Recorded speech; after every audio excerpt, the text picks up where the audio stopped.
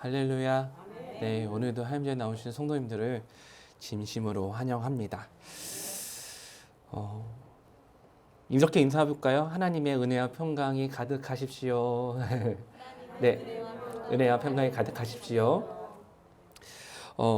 제가 청년부 목사로 있을 때 5월이 되면 청년들과 했던 것들이 있습니다. 무엇이냐면 이제 목장주일이라고 해가지고 목장끼리 어떻게 하냐면 외부로 나가게 하는 거예요. 그래서 청년들이 목장별로 외부에 나가서 예배를 드리게 하는데 다른 교회 가서 예배를 드려도 되고 아니면 그날 뭐 박물관을 가도 상관은 없고 미술전을 관람해도 상관없고 다만 그 모든 것들을 하고 난 뒤에 목장별로 이렇게 나누게 했었어요.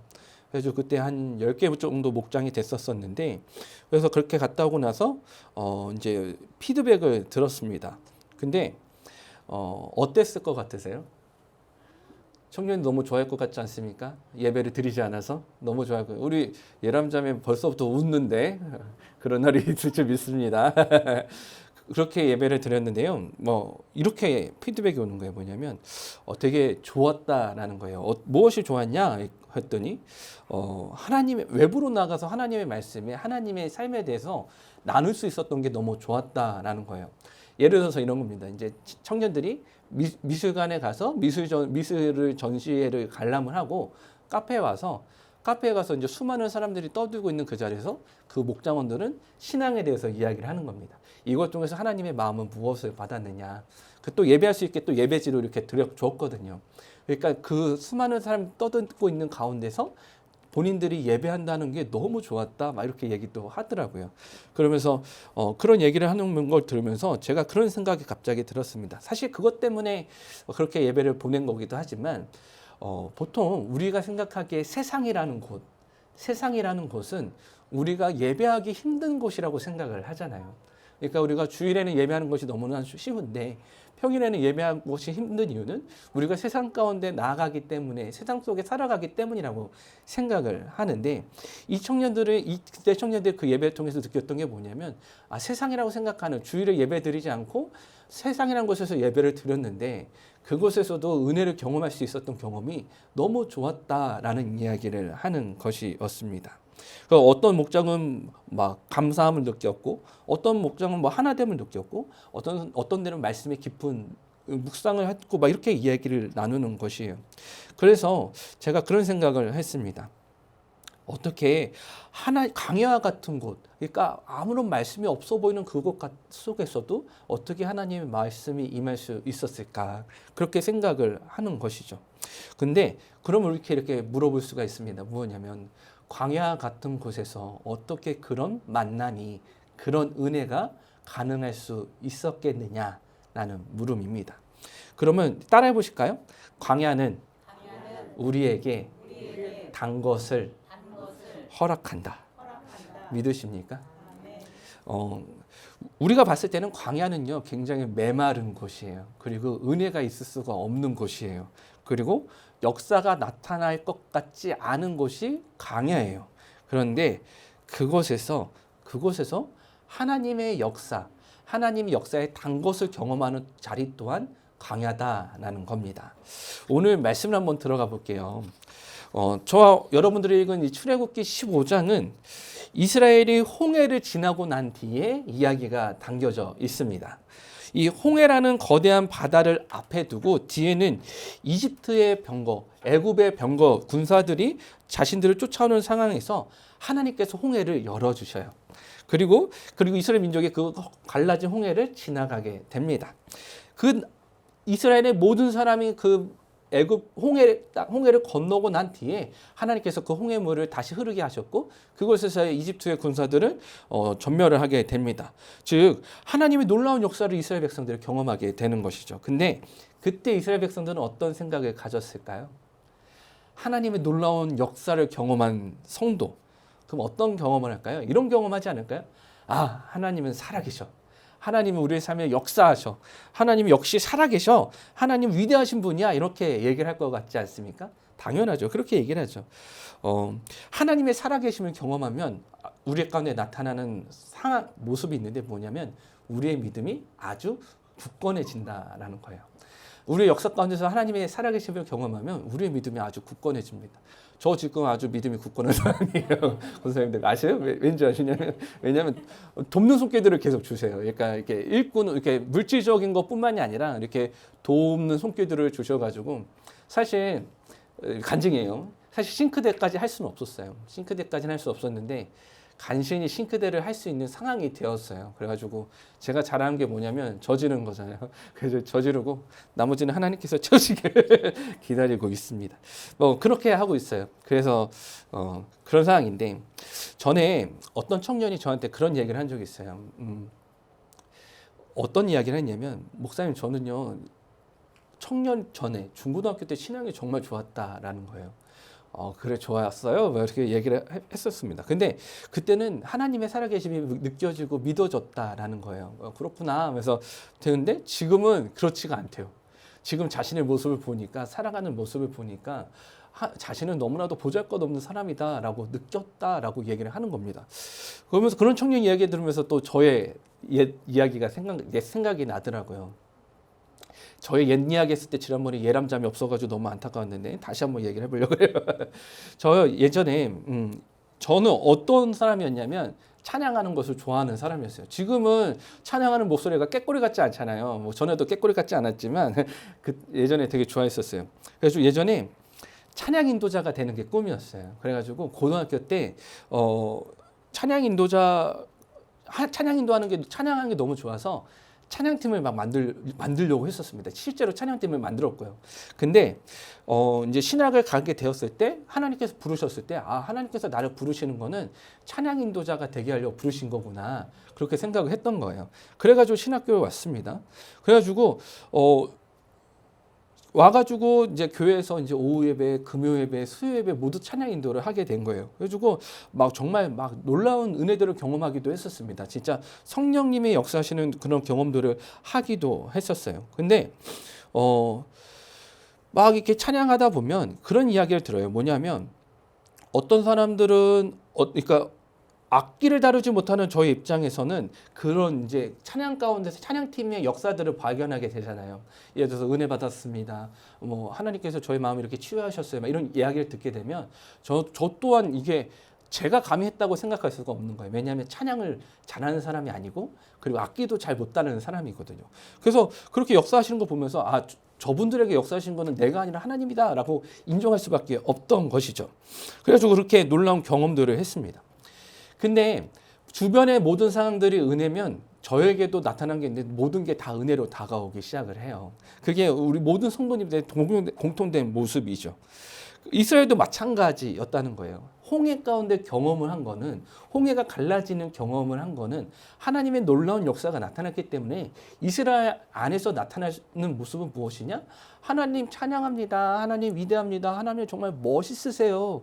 이렇게 말할 수밖에 없는 거죠. 근데 이 홍해를 건너고 난 뒤에 찾아오는 게 하나가 있는데 뭐냐면 따라해 보실까요? 마라라는 거예요. 우리의 인생도 마찬가지인데 우리가 하나님의 놀라운 역사를 경험하고 난 뒤에 우리가 찾아오는 것은 또 마라와 같은 그런 경험들이 찾아올 수밖에 없다라는 것이죠. 이것은 성경에 너무나도 잘 나타나 있는 모습 아닙니까? 현실적인 문제가 찾아오는 거예요. 뭐냐면 애굽의 군사들을 피해서 홍해 땅을 이렇게 건너서 왔는데 그 다음부터 찾아오는 게 뭐냐면 먹거리의 문제가 찾아오기 시작합니다. 뭐냐면 마실 물이 없는 거예요.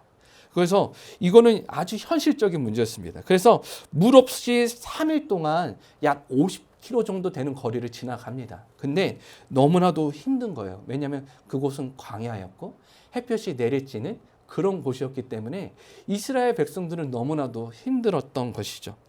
그래서 그렇게 놀라운 하나님의 역사를 경험했는데 그 경험하고 난 뒤에 마라를 마주하고 이 마라를 경험하고 신앙의 나락, 삶의 나락, 아주 힘듦을 경험하게 되었을 때 이스라엘 백성들에게 나타나는 모습이 하나 있습니다.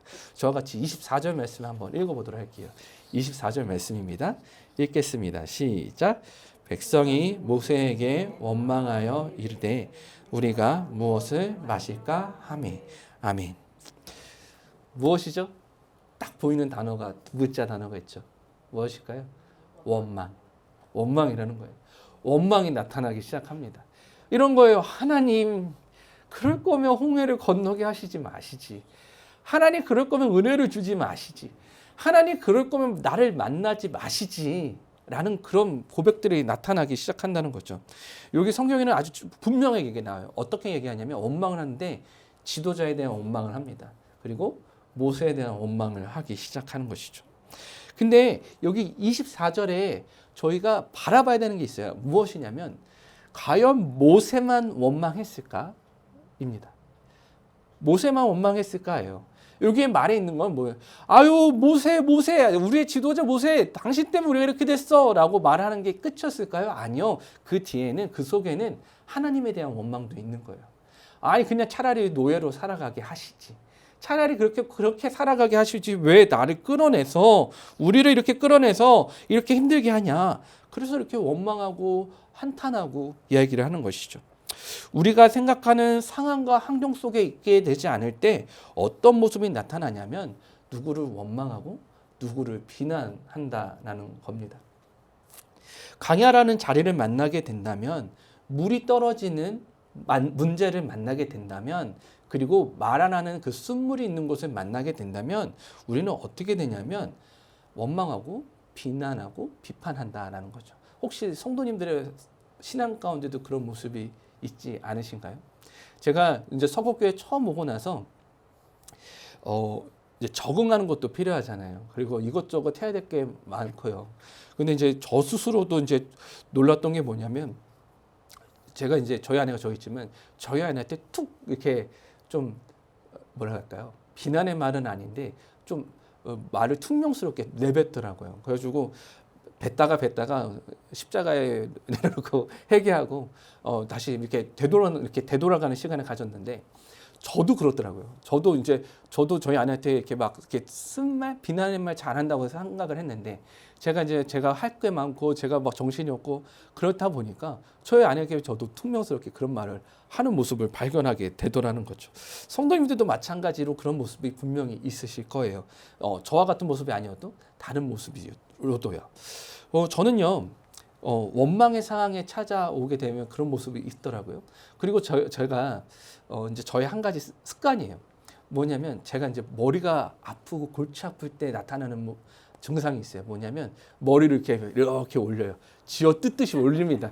그래가지고 만약에 성도님들 만약에 교회에 오셨는데 제 머리가 막 이렇게 새집처럼 이렇게 올라가 있거나 제가 머리를 이렇게 하고 있으면 뭐냐면, 목사님 지금 고민이 많구나. 지금 이렇게 고민을 많이 하는구나 라고 생각하시면 돼요.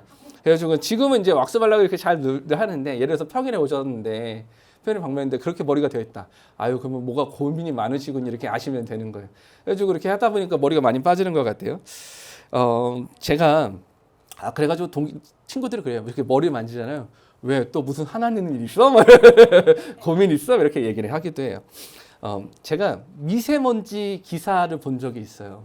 그러니까 저희 미세먼지 되게 심했잖아요. 이제 코로나 전까지는 되게 심했는데 이제 좀 요즘에 다시 심해지고 있는데, 막 미세먼지 때 정말 고생을 많이 했었는데 KBS에서 한번 미세먼지 뉴스를 낸 적이 있습니다. 무엇이냐면 이런 거예요. 우리나라 미세먼지 원인 중에 중국에 의한 요인도 굉장히 많지만 못지않게 국내적인 우리나라의 요인도 분명히 존재한다라는 기사였어요. 그래가지고 되게 좋은 기사다라고 제가 그걸 봤거든요. 근데 거기에 댓글들이 달기 시작하는데 어떤 거냐면 수천 개의 비방의 댓글이 달리기 시작합니다. 어떤 댓글이냐면, 어떻게 말이 될 수 있냐? 어떻게 이 미세먼지가 오는 게 어떻게 우리나라에서 이렇게 와가지고 이렇게 할 수 있냐? 다 중국에서 온 거다 하면서 사람들이 막 비난하는 거예요. 그게 기자의 직무로서 그럴 수 있냐? 하면서 그렇게 막 비난하는 모습을 봅니다. 제가 그걸 보면서 그 생각을 했어요. 뭐냐면 미세먼지로 고통받는 대한민국의 현실, 그 현실 때문에 그 원망의 대상이 필요했던 거예요. 그래가지고 그 KBS 기자가 그렇게 우리나라에 요인도 있습니다라고 얘기한 순간 수많은 사람들이 그 기자를 향해서 공격을 하는 겁니다. 그 모습을 보면서 저는 너무나도 깜짝 놀랐었거든요. 오늘 말씀을 준비하면서 이스라엘 모습도 이 모습과 같다라는 거예요. 우리에게 힘든 상황이 왔을 때, 어떤 문제가 왔을 때 우리는 원망하고 비난할 대상을 찾게 된다라는 것이죠. 그런데 하나님은, 우리는 이런 생각을 해볼 필요가 있어요. 그런 원망의 상황을 하나님은 왜 준비하셨는가예요. 왜 하나님은 그 홍해를 건너온 이스라엘 백성들에게 왜 그런 원망의 상황에 처하게 하시는가입니다. 그런 생각 안 해보셨어요? 하나님 은혜를 주실 거면 계속 이렇게 주시면 얼마나 좋아요. 그렇지 않으세요? 그냥 쭉쭉쭉쭉 쌓아나가게 하시면 좋잖아요. 근데 어떤 때는 좋았고 어떤 때는 나쁘고 어떤 때는 좋았고 이런 게 너무나도 힘든 거죠. 근데 왜 하나님은 왜 우리에게 그렇게 하실까? 왜 강약기를 예비하시고 왜 우리에게 그런 원망과 고난의 상황에 처하게 하실까? 나아가서 이스라엘 백성들이 그렇게 목말라 하는데 이스라엘 백성들이 하나님 우리 목말라요. 우리 마실 물 좀 주십시오라고 이야기하는데 왜 하나님은 그들에게 마라가 뭐죠? 쓴물. 마라의 쓴물을 준비하셨는가입니다. 그냥 하나님 우리가 주십시오 하면 그렇게 주시면 좋은데 왜 그렇게 주시는 거예요? 또 이런 거예요. 마라의 쓴물을 주셨는데 어차피 마라의 쓴물로 단물로 바꾸실 거면 그냥 단물로 주시지 왜 쓴물로 주시냐라는 겁니다. 그런 생각해 보신 적 없으세요? 25절부터 26절까지 말씀을 저와 같이 한번 읽어보도록 하겠습니다. 읽겠습니다. 시작. 모세가 여호와께 부르짖었더니 여호와께서 그가 물에 던지니 물이 달게 되었더라. 거기서 여호와께서 그들을 위하여 법도와 율례를 정하시고 그들을 시험하실세. 이르시되 너희가 너희 하나님 나 여호와의 말을 들어 순종하고 내가 보기에 의를 행하며 내 계명에 귀를 기울이며 내 모든 규례를 지키면 내가 애굽 사람에게 내린 모든 질병 중 하나도 너희에게 내리지 아니하리니 나는 너희를 치료하는 여호와임이라. 아멘. 따라해 보실까요? 하나님께서 모세에게 말씀하신 것이 있어요. 따라해 보실까요? 마라에서 법도와 율례를 세웠다. 믿으십니까? 하나님 놀라운 경험들을 할 수 있어요. 그냥 계속 하나님께서 단물 주시고 이렇게 우리를 되게 좋게 해주실 수도 있어요. 근데 하나님이 원하시는 게 있어요. 그건 뭐냐면 하나님의 법도와 율례를 세우는 거예요. 이스라엘에게 알려주시고자 하는 하나님의 생각과 뜻이 그 마라를 통해서 이스라엘에게 주시고자 했던 것이죠. 좀 구체적으로 좀 설명을 해드릴게요. 이스라엘이 가는 곳이 어디죠? 홍해를 건너서 어디 땅을 가는 거죠? 가로 시작합니다. 가나안 땅으로 가는 거예요. 이스라엘에게 목표는 분명해요. 뭐냐면 가나안 땅을 향해 가요. 근데 그곳은 이스라엘 백성들이 노예로 있던 애굽과는 너무나도 다른 곳이었어요. 그냥 애굽에서는 그냥 책찍질 맞으면서 하라는 대로 일하면 되지만 그 가나안 땅은 문화도 다르고 섬기는 신들도 다르고 그리고 우상들도 다양하게 있는 곳이었어요. 물론 애굽도 우상이 있는 곳이었지만 말이죠. 하나님은 가나안에서 살아가는 방법에 대해서 이스라엘 백성들에게 알려주셔야 했습니다. 가나안 땅에서의 삶이 항상 좋고 좋은 것이 아니라 그곳에서 신앙 가운데 무너질 수도 있고 그리고 신앙의 좌절도 맛볼 수 있는 곳이 가나안 땅이라는 것을 알려주고 싶으셨던 것이죠. 그래서 마라의 쓴물을 경험하게 하신 거예요. 그래서 애굽의 노예로 살아가면서 어려움의 상황이 찾아왔을 때 이스라엘 백성들이 했던 것은 뭐냐면 똑같아요. 원망, 불평, 그 하나님을 향한 비난이었어요. 그런데 이런 비난과 원망과 비판이 나타난 것이 있습니다. 뭐냐면 영혼을 갉아먹는 거예요. 그냥 종살이가 너무 힘든데 못 살겠다. 차라리 죽어버려야지. 아니면 나의 인생을 노예라는 인생을 살아가는 거야. 피곤한 나의 인생에 어떤 희망이 있는 거야. 종으로도 살아가는 기쁨을 못 찾겠으니까 나는 그냥 죽어가는 게 나는 그냥 이렇게 살아가는 게 맞아 라고 생각하는 걸 하나님은 원하시지 않았다라는 거예요. 그래서 하나님이 이스라엘에게 약속으로 주신 가나안 땅을 바라보면서 문제를 만나게 되었을 때 그것을 어떻게 이겨내는지를 알려주고 싶으셨던 것이죠. 그것이 하나님께서 마라에서 세우셨던 법도와 율례였습니다. 그래서 하나님은 이 새로운 시간과 새로운 환경을 인도하셨을 때 그곳에서 살아가야 될 방법을 알려주시고자 했던 것이죠. 그러면 제가 성도님들께 이렇게 물어봐야 되는 거예요. 성도님들 혹시 광야 가운데 계십니까? 힘드세요? 그리고 신앙의 또 좌절을 경험하고 계십니까? 그러면 기뻐하셔야 합니다. 하나님은 성도님들을 위해서 준비하신 가나안 땅이 있습니다. 믿으십니까? 그것을 향해서 가는 거예요. 인생에 있어서 문제를 만날 때는 그전에는 원망하고 비판하고 불평하는 마음이 있었다면 이제 그 마음을 벗어버리고 하나님이 나에게 가나안 땅을 허락하셨어 라는 그 믿음을 가지고 나아가는 거죠. 그것이 하나님께서 오늘 마라의 쓴물을 통해서 우리에게 보여주시는 모습입니다. 근데 이 강야를 지나서 물을 발견하게 되잖아요. 어떻게 하나님께서 나를 가나안 땅으로 인도하실 거야. 그래서 강야를 열심히 잘 지나왔어요. 근데 그곳에서 물을 만났어요. 그런 물의 체험을 얻을 수 있는 상황이 됐는데 왜 나에겐 쓴물밖에 없는 상황이 찾아오는가? 또 그것도 또 살펴봐야 하는 거죠. 이 물이 쓴 것이라는 거, 쓴 물이 있다라는 거는 현실이에요, 진짜 현실. 우리의 그냥 저보다 성도님들 더 잘 아시잖아요. 성도님의 삶 가운데서 항상 이거 넘어내면 이것을 넘어가면 나에게 이제 좋은 일들만 있을 것 같았는데 또 그렇진 않는 것들이 또 우리의 삶에 있잖아요. 강야를 지났어도 우리의 앞에는 변하지 않는 상황들이 분명히 존재하기도 합니다.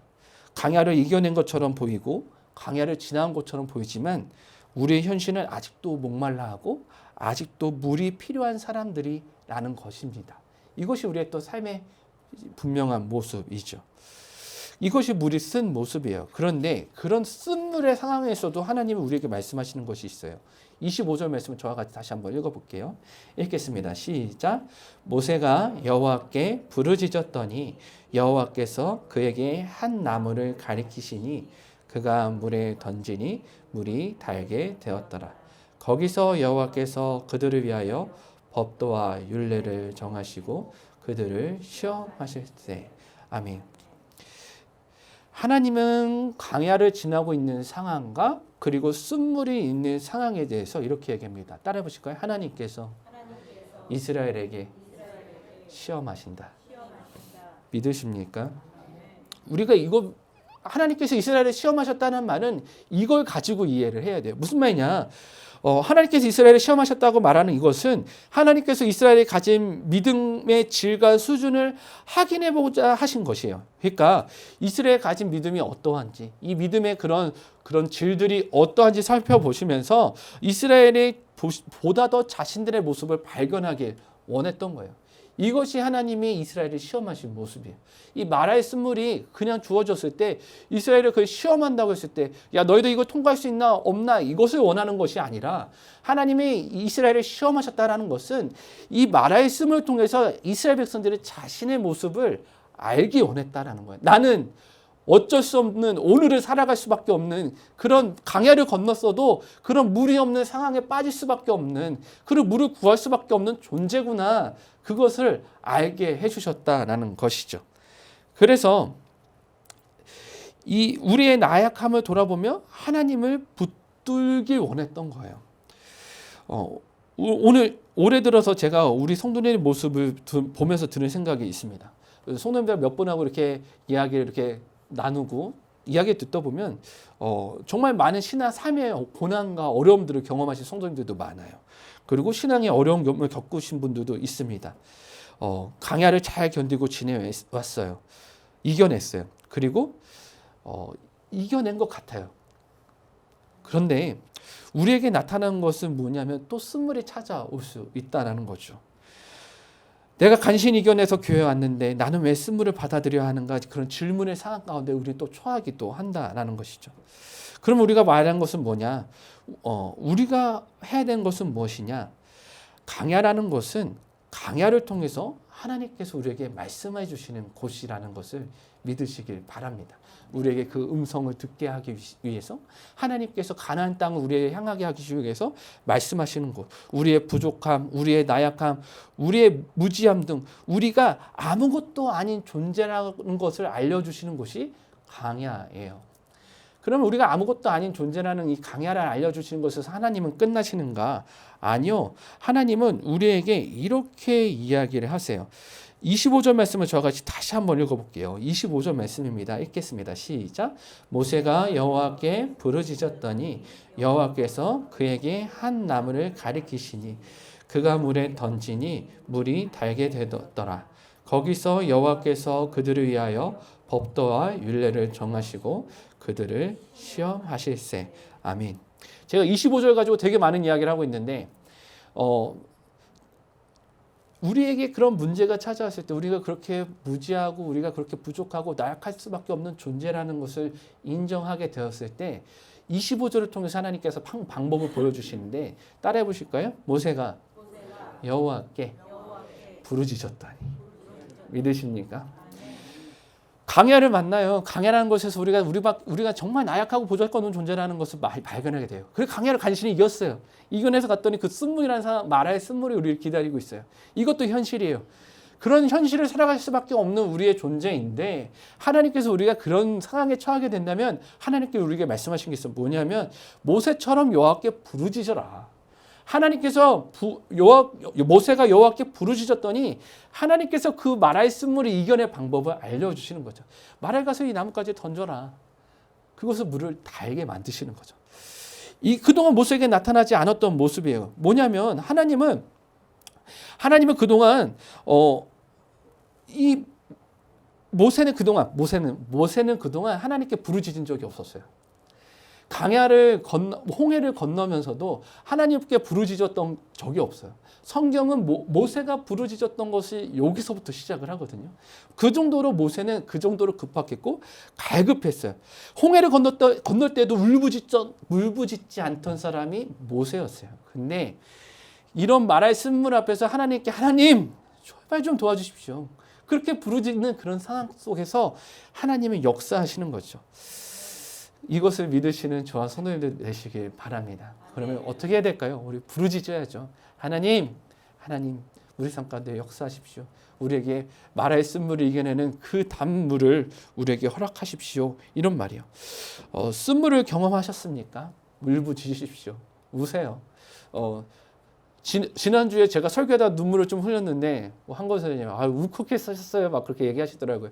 제가 울라고 말씀을 드리는 건 아니지만 때로는 마음이 아프고 힘들고 그리고 하나님의 그 은혜가 느껴지거나 아니면 또 그런 아픔이 느껴질 때는 하나님께 울면서 부르짖으세요. 그때 하나님께서 만지시거든요. 그렇게 놀랍게 역사하시는 거예요.